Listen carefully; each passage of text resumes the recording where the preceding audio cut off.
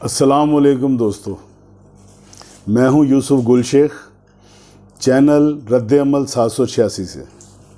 جیسا کہ آپ کے علم میں ہے کہ لاہور کے نواحی علاقے چونگ میں شبیر نامی نوجوان جو آج سے 17 دن پہلے فوت ہو گیا، اس کو دفنا دیا گیا، اس کو لے کر کے میڈیا کے اندر یہ ویڈیوز بہت ساری وائرل ہو رہی ہیں کہ قبر میں سے آوازیں آ رہی ہیں اور ممکن ہے کہ وہ اس کے اندر زندہ ہے، اس میں سے دھمک آتی ہے، مختلف قسم کے جو ہے نا سسپینس پیدا کیا جا رہا ہے اور بے شمار قسم کے جو ہے نا نئے نئے موقف اختیار کیے جا رہے ہیں۔ کوئی کہہ رہا ہے کہ اللہ کا عذاب ہو رہا ہے، کوئی کہہ رہا ہے اس کی روح بے قرار ہے۔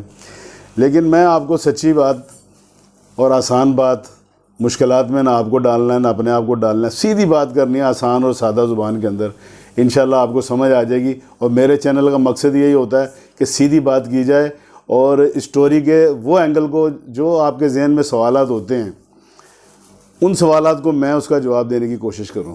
تو میرے چینل کا مقصد یہی ہوتا ہے۔ آئیے اپنی بات کی طرف چلتے ہیں۔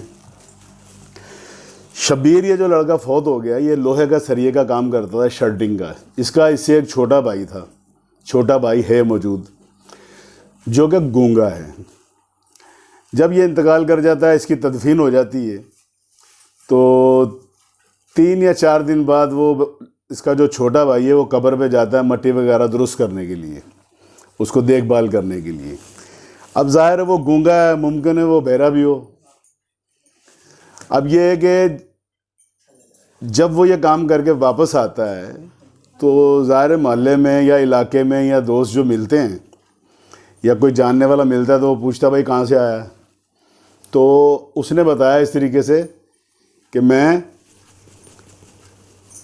مٹی ڈال کے آیا ہوں۔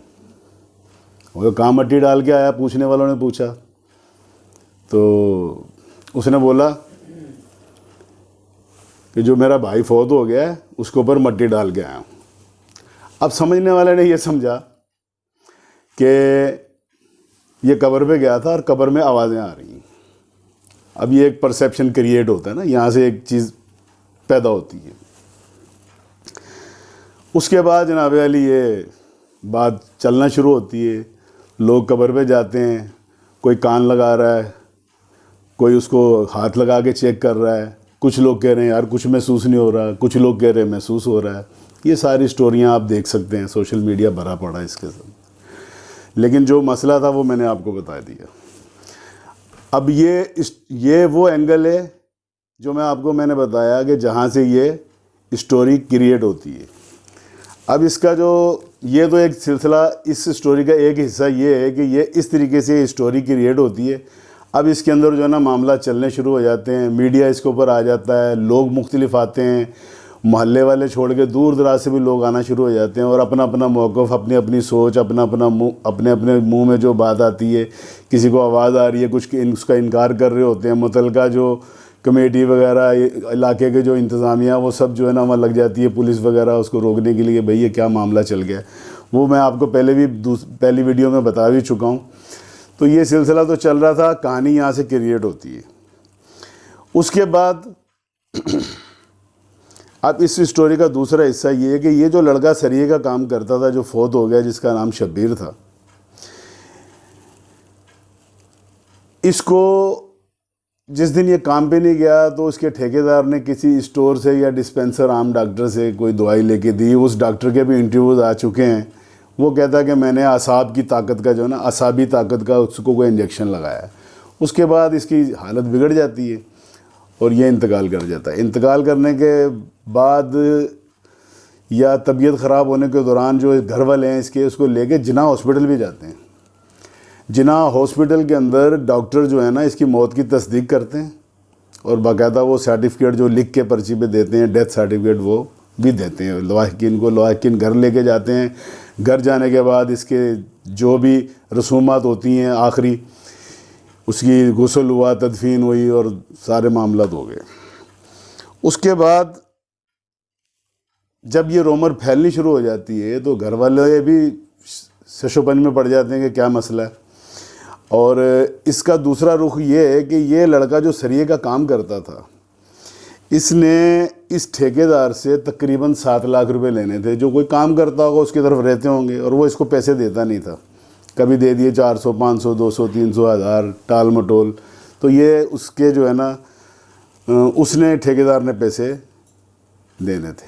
اب گھر والوں کا یقین جو ہے نا یا شک اس چیز پہ آ گیا کہ ٹھیکیدار نے چونکہ پیسے دینے ہیں اس کے, اس لیے, اور یہ پیسوں کا مطالبہ کرتا ہے, اس لیے ہمارا بیٹا تو بالکل صحیح سلامت گھر سے گیا ہے, اللہ جانے کون سا انجیکشن کیسا اس نے لگوا کے اس کو قتل کر دیا یا مروا دیا اور اس کہانی کو ختم کر دیا تاکہ یہ میٹر ہی بند ہو جائے. اب یہ اس کے جو لاحقین ہیں یا وارثین ہیں ان کی سوچ اس طرف آ گئی. مبینہ طور پہ انہوں نے کوئی FIR بھی کروائی ہے اور یہ سلسلہ چل رہا ہے. تو اب یہ کہانی کا یہ رخ ہے کہ وہ ٹھیکیدار, وہ ڈاکٹر جس نے یا اسٹور والا جس نے انجیکشن لگایا, یہ تو واقعی وارثین چاہتے ہیں اگر ان کے کوئی تحفظات ہیں تو وہ دور ہونے چاہیے. یہ تو ایک بات ہو گئی بالکل سیدھی سی, سمپل سی, آسان سی, اور اسی چیز کو لے کر کے یہ سارا جو معاملہ ہے وہ چل رہا ہے. اب اس میں مزید باتیں بڑھا کے لوگ اس میں جو ہے نا اپنی طرف سے لگا رہے ہیں چیزیں. ایک رخ تو اس کا یہ ہو گیا. دوسرا یہ ہے کہ یہ کہانی کا ڈراپ سین تو یہاں پہ ہو جانا چاہیے کہ قبر سے آوازیں آ رہی ہیں. بھائی قبر سے آوازوں کی جو مسئلہ ہے وہ یہ ہے, سیدھی بات ہے کہ اگر ایک اچھے خاصے انسان کو 3 دن کے لیے کسی بند کمرے میں بند کر دیا جائے اور 3 یا 4 دن بعد اس کو نکالنے جائیں گے تو اس کی کیا حالت ہوگی آپ بہتر سمجھتے ہیں. تو اس کو لے کے اس کے باوجود لوگ تجسس میں اور سسپنس میں مبتلا ہو گئے. واقعی یار اس کے اوپر قبر پہ پانی کا پیالہ رکھا ہے, وہ پیالہ ہل رہا ہے. پھر اس کہانی کا دوسرا رخ موڑنے کی کوشش کی گئی کہ عذاب ہو رہا ہے, کوئی روح اس کی بے قرار ہے اس کے اندر. تو اس طرح کی باتیں لے کر میڈیا کے اوپر یہ معاملات بڑھتے چلے جا رہے ہیں اور لوگ اس کو دیکھتے ہیں. جبکہ آسان جو سیدھی اس کی جو بات ہے وہ میں نے بتا دی. اور میرا خیال ہے کہ اب جو ہے نا یہ چیز تو ختم ہو گئی کہ قبر میں سے آوازیں آ رہی ہیں. امام صاحب نے تصدیق کر دی, علاقہ مجسٹریٹ نے تصدیق کر دی, SHO نے تصدیق کر دی, جناح ہاسپٹل کے ڈاکٹروں نے تصدیق کر دی.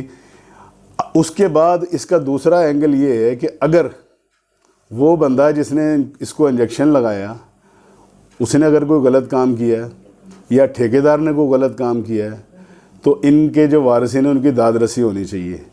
تو یہ اس کا دوسرا رخ ہے. تو اب میں نے وہی جو میرا کلیہ ہے, سادہ اور سمپل آسان الفاظ میں بغیر مشکلات کے میں نے آپ کو دوبارہ یہ کہانی سنا دی. اور میں سمجھتا ہوں کہ اس میٹر کا ڈراپ سین یہی ہے کہ وہ اللہ کا بندہ جو تھا وہ تو اللہ کو پیارا ہو گیا. وجوہات کیا بنی کہ آوازیں کس طرح آتی ہیں وہ بھی آپ کو سمجھا دیا. اور اب وارثین کیا چاہتے ہیں, اگر ان کے تحفظات ہیں کہ اس کو مارا گیا ہے تو اس کے لیے وہ انتظامی مشینری انتظامیہ ہے. پورے ملک میں بہت سارے کرائم ہوتے ہیں اس قسم کے, ان کا پورا حق ہے کہ ان کو انصاف ملے اور ان کی جو بھی شکوک و شبہات ہیں وہ دور ہونے چاہیے. یہ اس کا دوسرا رخ ہے. اب اس کو جیسے مرضی آپ اس کو موو کرتے رہیں, جس طرح سے مرضی اس کو جناب علی اسٹوری کو جو بھی رخ دیتے رہیں, کسی قسم کی دوسری کہانیوں سے جوڑتے رہیں کہ یہ ہو گیا اور وہ ہو گیا. افسانے داستان گوئی یہ تو نہ میرا کام ہے نہ میں آپ کو سناؤں گا. تو بات جو ہے دوبارہ میں نے آپ کو یہ سمجھا دی کہ یہ کہانی ہے اس کی اور یہ اس کا ڈراپ سین ہے. باقی آپ سمجھدار ہیں. اور میری ویڈیوز کو تو آپ بڑی تعداد میں دیکھتے ہیں لیکن آپ سبسکرائب نہیں کرتے ہیں. اگر آپ چاہتے ہیں کہ میری آواز آپ تک پہنچتی رہے تو میرے چینل کو سبسکرائب کریں. السلام علیکم.